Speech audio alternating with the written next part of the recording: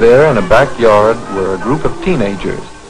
They called themselves the Highlander Steel Band, and they were rehearsing for the Carnival parade just 1 month away.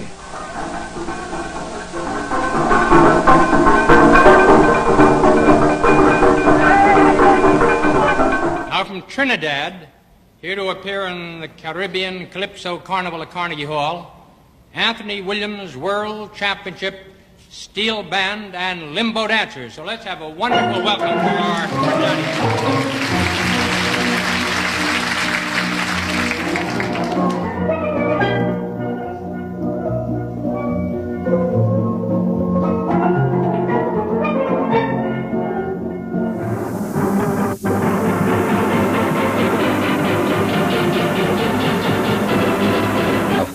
Beverly Telemaque's link to Despers is no less than the charismatic Rudolph Charles.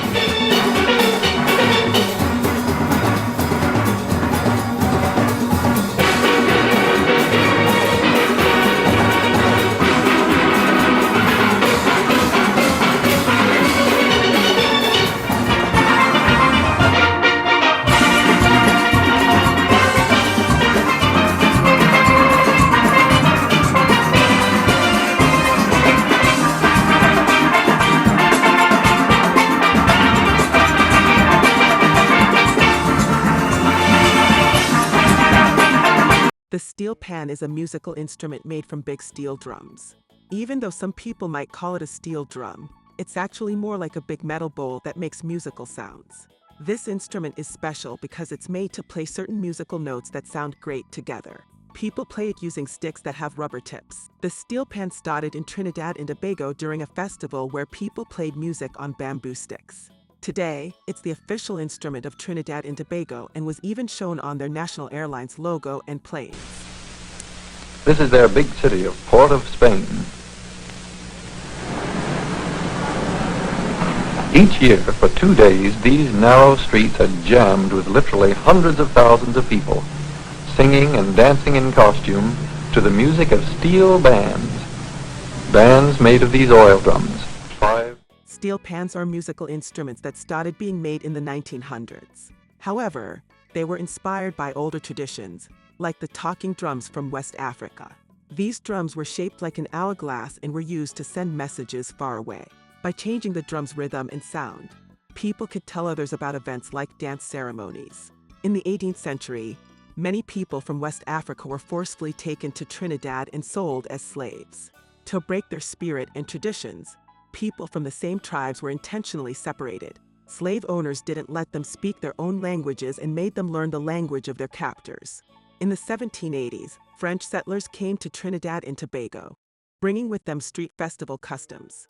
By 1785, the first carnival was held by plantation owners, where many of them dressed up as slaves, possibly using blackface, and made fun of African traditions, including using talking drums. Even though these traditions were being copied, the actual enslaved Africans weren't allowed to participate. So, the Africans held their own secret carnivals in hidden places. They used masks, feathers, beads, and drums, keeping their ancient customs alive. In 1789, the Spanish leader of Trinidad, José María Chacón, made a rule that all Africans had to follow the Roman Catholic religion and its holidays. This was done to try and remove their African beliefs and customs. However, the Africans found ways to keep their traditions alive by blending them into Christian celebrations. For instance, every Sunday, they dressed in their finest and gathered for drum dances in various locations. They danced to the beats of their traditional drums and rattles, keeping their culture alive. The Canberra reenactment has become a fixture on the National Carnival schedule of events. The riots were by the descendants of freed slaves. The street pageant retelling the Battle of February 28, 1881, when the people's post-emancipation celebrations were interrupted. In the late 1940s, there were intense conflicts and rivalries between local steel bands on the island. They used to stone the police. They used to be stoning them, and the police have to, down the hill, they have to run. So they used to leave those people on the hills alone to play their pan on the street without permission. In 1834, slavery ended in Trinidad and Tobago, but unfair treatment and forced labor still went on. After being freed, Africans celebrated a festival called Canboulay every year with drumming music. But in 1881, riots happened during this festival. Because of these riots, the government banned traditional stick fighting and African drum music in the 1880s. People then started making music with bamboo sticks, but soon even that was banned. In 1937, in a place called Laventil, people began making music with things like frying pans and oil drums. These became known as steel pans and are now a big part of music in Trinidad. In 1941, the U.S. Navy came to Trinidad, and the local musicians shared steel pan music with them. This helped the music become popular worldwide. At first, in Trinidad, steel pan music was linked with trouble and wasn't seen as good. Because of this, it wasn't okay for women to play it. But as the music became more accepted, these negative views faded, and women were welcome to play steel pans too. Tambo bamboo involves hammering carved bamboo sticks on the ground to create complex rhythms. It originally emerged in Trinidad after drums were banned by the British government in 1884 in a bid to clamp down on the use of sticks and drums. As a replacement, Tambo bamboo was created. At first, people in Trinidad made music with bamboo sticks called Tambo bamboos. We'd hit these sticks on the ground or with other sticks to make sounds. They also used things like bottles and spoons for rhythm. By the 1930s, they started using pieces of metal, like car brake parts and biscuit drums, to make music.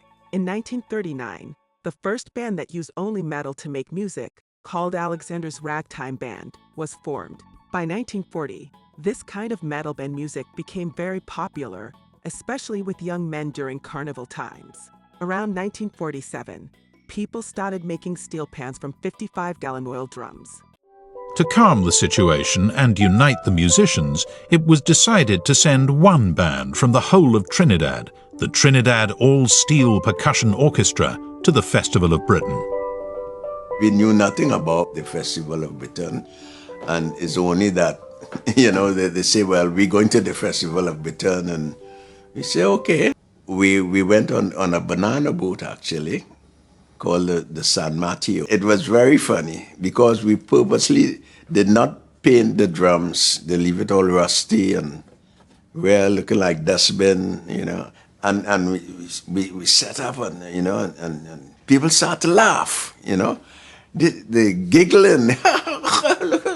What these black men gonna do with these old dustbins?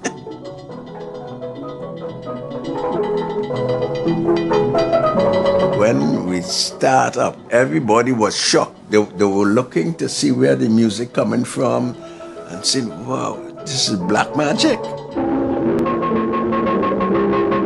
They play on oil drums, the Trinidad All-Steel Percussion Orchestra, on instruments called ping-pongs, kittles, booms, and cutters.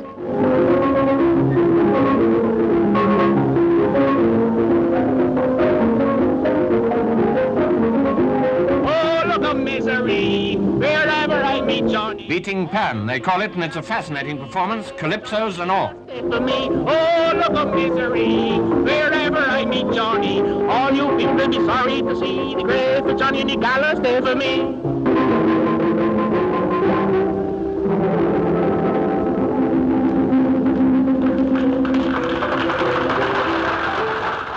In 1951, a band called the Trinidad All-Steel Pan Percussion Orchestra, TASPO, was the first to have all its instruments made from these oil drums. They played at the Festival of Britain on July 26, 1951, introducing the world to the steel pan and its unique sound. In 2022, A Google Doodle celebrated this event. Famous members of Tambo included Ellie Manette and Winston Spray Simon. Another notable band, led by Hugh Board, played in England and Canada. They even recorded an album with the famous performer Liberace. The Spiderweb came out in 1952. It's designed in Fort Sunfist. That was C, F, C, D, E, F. I drew some straight lines from the center to the outside of the pan, to the edge of the drum, and made some straight lines crossing, and it appeared to be a spiderweb, and somebody said it looked like a spiderweb, call it spiderweb, and so it got its name Spiderweb. And the harmonica helped me in later days, because when I discovered harmonics, which is a new order, the order they use today in children's band, it's really harmonica, by hand the overtones, and I started to experiment for a long while. And then about in 1956, I started to get the harmonics, because I experimented for a while, and I started to get the harmonics, and from there, Silver Stars and most of the bands come around me to tune the bands and things. But in those days, they had no money and things. After that, I started working on pan on stands, the second pan. I put them on, I made a wooden stand for it, and I hang it on the stand, because it sounded better when it was hanging. I noticed when it rests on your leg, it kills some of the reverberation. I wanted a music chromatic bass on the road, so we couldn't put the pan around the neck on the road, because we had to get the bass, and the bass contained 3 drums at the time, so you couldn't carry 3 oil drums around the neck. So we had to put it on wheels, so I put pan on wheels in 1956. Anthony Williams created a design for the steel pan where notes are arranged in a 4ths and 5ths pattern, now commonly used in lead pans. Around the same time, Bertie Marshall and Alan Gervais separately developed ways to fine-tune the sounds in each note. In the 1970s, the Caribbean Research Institute looked into ways to make steel pan parts quickly using machines. They worked with the Saab company in Sweden on this. Even though they had some early success, the project stopped because it was too expensive and local pan makers in Trinidad didn't support it. They also tried shaping the pan by spinning it, like how pottery is made. While this method created the right shape, it often left marks and scratches on the steel. Steel pan drums are thin and can easily get scratched. If a scratch is too deep, it can lead to a crack. Some drums have letters pressed into the bottom, and these areas can be tricky to shape without causing breaks. To prevent this, makers often place the musical notes away from these letters. If there are holes or cracks, they can sometimes be sealed and smoothed out without affecting the drum's sound. However, this fix needs to be done early in the making process, before the drum gets its final shape. Electronic versions of steel pans exist. One is called the E-pan, created by Sam and Cupid. Another is named the percussive harmonic instrument.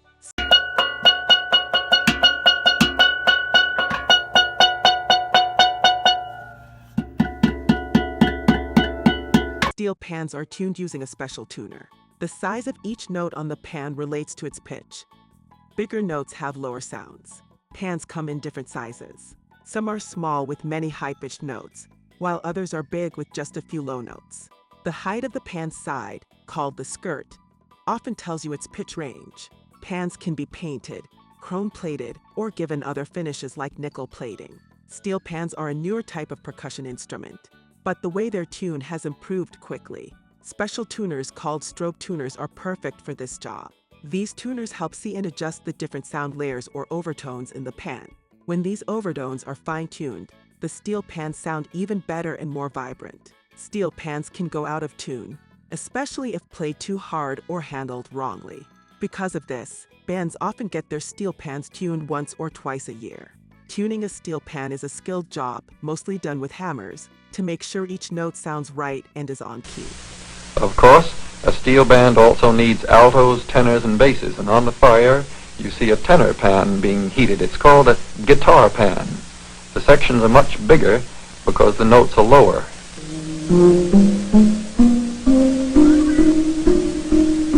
It's made in essentially the same way, however, and here he is tuning it.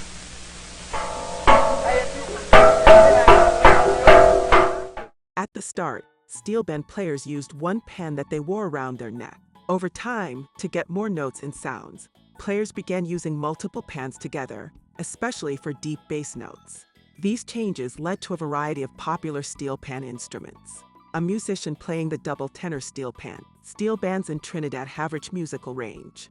They often play the latest calypsos during Carnival, leaving out older tunes. However, year-round bands, both in Trinidad and abroad, pride themselves on playing a mix of music like Latin, jazz, movie songs, and popular hits. They also have a history of playing classical pieces since 1946, either in a calypso style or the original way, especially during concerts. When playing classical tunes, they aim to be as accurate to the original as possible. Since 1964, Trinidad has occasionally hosted the World Steel Band Music Festival, where steel bands play selected songs, including calypsos and classical pieces. The biggest steel band competition, Panorama, takes place during Trinidad's Carnival. In 2020, the first ever online steel pan contest, Panogramma, was started by Nevin Roach. The UK has had its own Panorama competition during the Notting Hill Carnival since 1978. And in Brooklyn, NY, known for its West Indian community, there's been a steel band Panorama during the Labor Day Carnival every year since 1972. In the 1970s, Jazz Fusion welcomed the steel pan through artists like Dave Samuels and a fellow Molyneux. In the 2000s, Jonathan Scales also incorporated it. The steel pan can be heard in Spyro Gyra's fusion album Morning Dance. A panist is someone who plays the steel pan. They can play alone, with a steel band, or support other musicians. When in big competitions, panists often play by memory. The top role in a big steel band is the captain. There are also section leaders who oversee parts of the band. The journey of the steel pan, from the streets of Trinidad and Tobago to global concert halls, is a remarkable story of cultural perseverance and artistic innovation. An instrument born out of necessity and oppression, it has transcended its roots to become a celebrated symbol of Caribbean music and identity.